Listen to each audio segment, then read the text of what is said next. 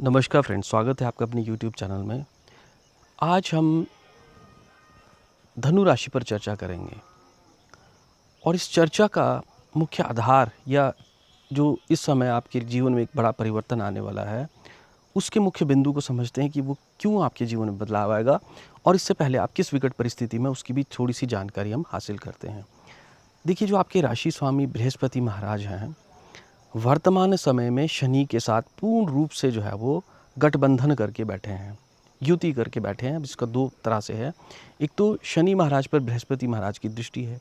हालांकि हम बहुत लंबे समय से देख रहे थे कि ये उच्चता को प्राप्त हैं। कर्क राशि में आपकी राशि से ये अष्टम स्थान में उच्चता को प्राप्त हैं, जहां मुख्य तौर पर ज्योतिषीय भाषा में कहा जाता है कि गढ़ा हुआ धन मिलता है, जीवन में परिवर्तन होते हैं, कोई नया व्यक्ति जीवन में आता है, पुराने लोग छूट जाते हैं जो किसी काम के नहीं होते हैं। परंतु ये उलट इस प्रकार से परिस्थिति आपके साथ चल रही होगी कि यहाँ तो जो आपके पास अपना जो धन है उसका भी व्यय हो रहा है, बर्बादी हो रही है, घर में कलह कलेश बना हुआ है, संतान की तरफ से कष्ट है, खुद का स्वास्थ्य भी खराब है और बदनामी के दौर से आपको गुजरना पड़ रहा होगा। इसके पीछे का एक सिंपल सा कारण था, जो साधारण कारण है कि इस समय बृहस्पति महाराज शनि महाराज के नक्षत्र पुष्य नक्षत्र से गोचर कर रहे थे।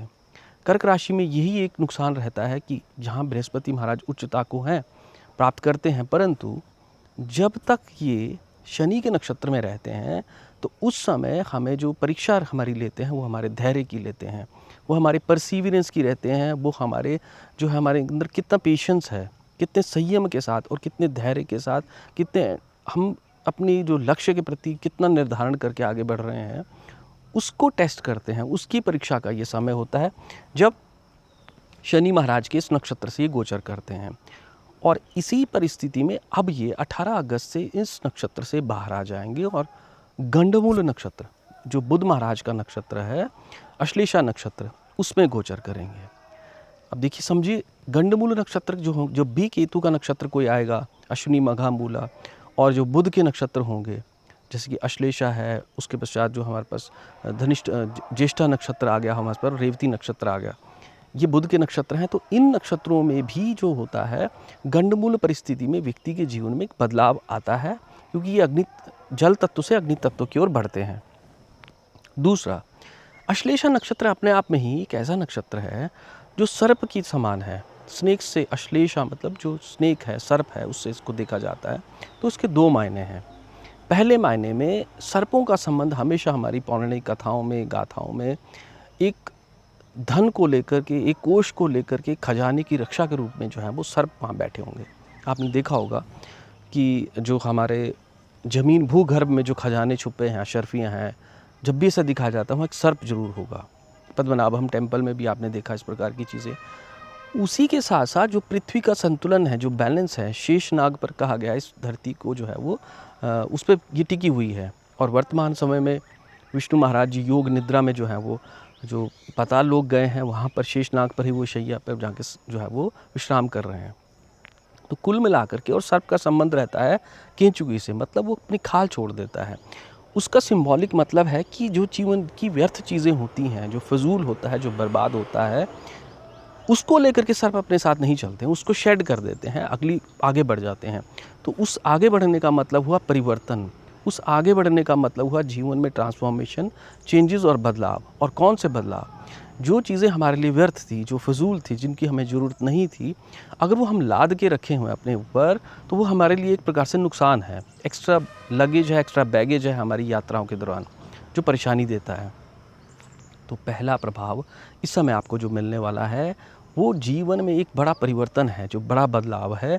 वो कुछ जीवन की ऐसी चीज़ें जो फिजूल हैं, जो बर्बाद हैं, जिनकी आपको ज़रूरत नहीं थी। अब देखिए, हो सकता है ये कोई संबंध हो, रिश्तेदारी हो, आपके नातेदारी हो, प्रेम प्यार रोमांस भी हो सकता है, इस प्रकार की परिस्थिति में हो। उसके अलावा जॉब में, करियर में भी एक बड़ा बदलाव नज़र आ रहा है। बिज़नेस में कोई ऐसा आपने बिज़नेस शुरू किया हुआ था जो आपको नुकसान दे रहा था, जिस बिज़नेस की आपको ज़रूरत नहीं थी, परंतु आप उसको कैरी फॉरवर्ड कर रहे थे, तो उससे भी मुक्ति होने का यहाँ द्वार बनेगा। अष्टम स्थान में बृहस्पति महाराज अश्लेषा नक्षत्र में, गंडमूल नक्षत्र में आपके जीवन में एक प्रकार से जो है वो नया पैराडिग्म शिफ्ट लाएंगे, बदलाव लेकर के आएंगे। और हो सकता है इस समय किसी गुरुजन की आपको या रिलीजियस टीचर से आपकी मुलाकात हो जाए, आपके संबंध उनके साथ बन जाए। बहुत शुभ परिस्थिति यहाँ पर है। ये समय जो होता है कुंडलिनी जागरण के लिए होता है, आध्यात्मिक दृष्टि से अपनी उन्नति तरक्की करने के लिए होता है। जो लोग रिटायर्ड हैं, जो वृद्धावस्था में हैं, अगर वो अपने आध्यात्मिक उन्नति की ओर, आध्यात्मिक यात्रा की ओर आगे बढ़ना चाह रहे हैं, तो उसके लिए सबसे सर्वोत्तम समय यहाँ पर है अपने आत्मानुभूति के लिए। अब दूसरा जो संसारिक इसको हम समझते हैं, तो इस समय गृहिणियों के लिए सबसे अच्छा समय रहने वाला है।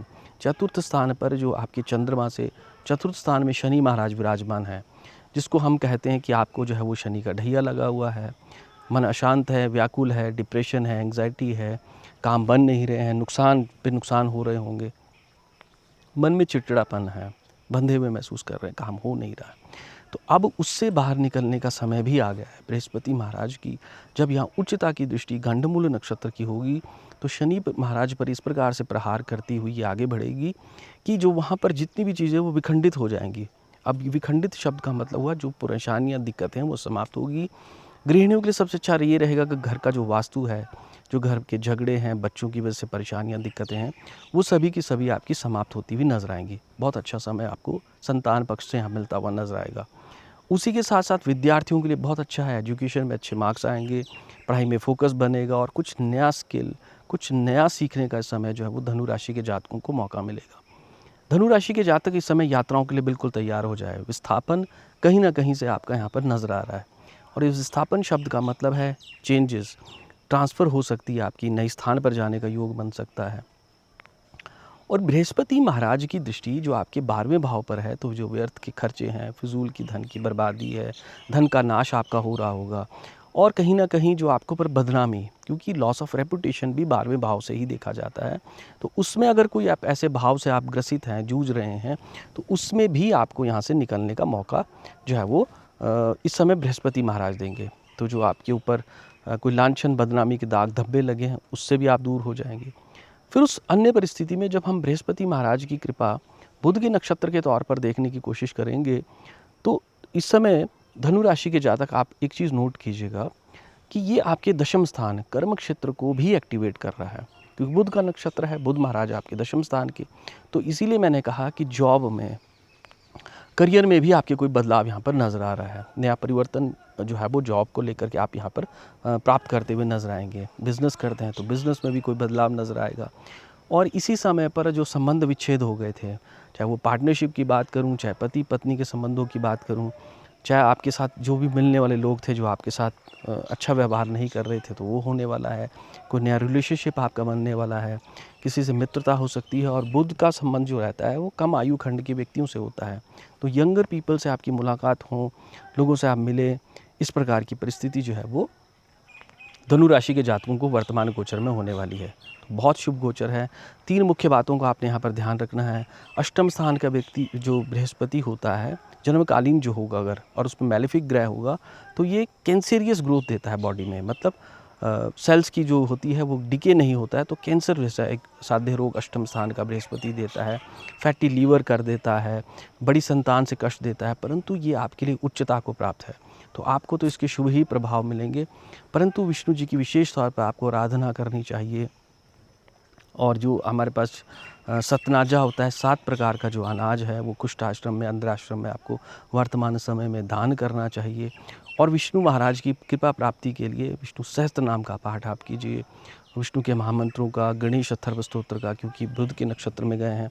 तो अगर आप इनका पाठ जब तब करते हैं तो आपको विशेष लाभ होंगे। धन्यवाद।